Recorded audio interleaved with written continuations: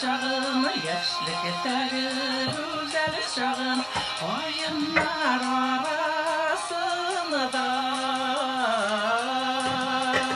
Çatırsam da koytmaz indi, oturtanlar otmaz indi, sağınıp sargaysan da.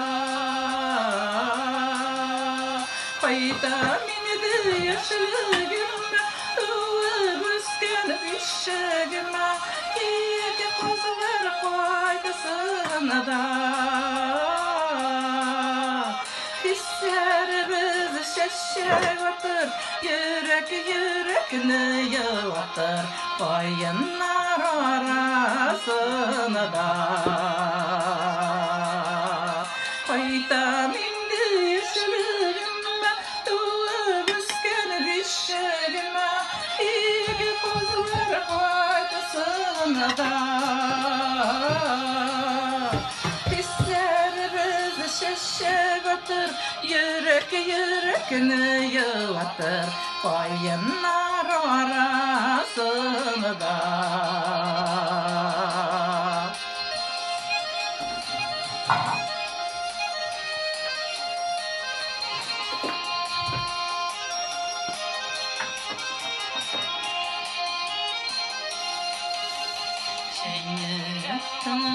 Kişiler, dinçisi yok hisler, koyunlar arasında.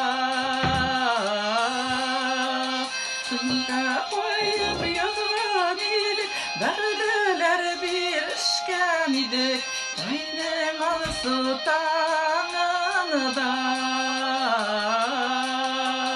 Koyta minidi yaşlığımda, işigime, iki kozlar koydasın da. Hislerimiz şeşek atır, yürek yürekini yıvatır, koyunlar arasında. Koyta mindi yaşlığımda, öbüsken işigime, iki kozlar koydasın da.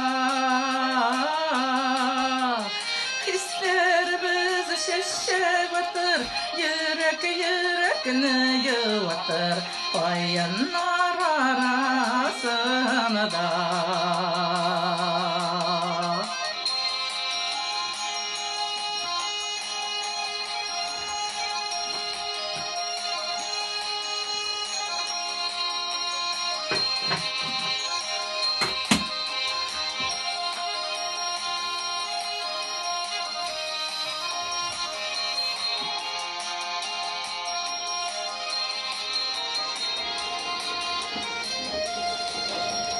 Anlatılmam yazı kişinin yarım kütletisiyle, koyunlar arasında.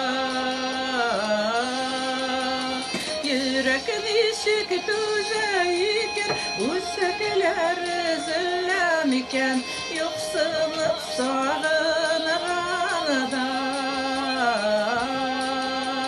Koyta minidi yaşlığımda, öbüsken işigime, iki kozlar koydasın da. Hislerimiz şeşek atır, yürek yürekini yıvatır, koyunlar arasında. Koyta mindi yaşlığımda, öbüsken işigime, iki kozlar koydasın da. Hislerimiz şeşek atır, yürek yürekini yıvatır, koyunlar arasında.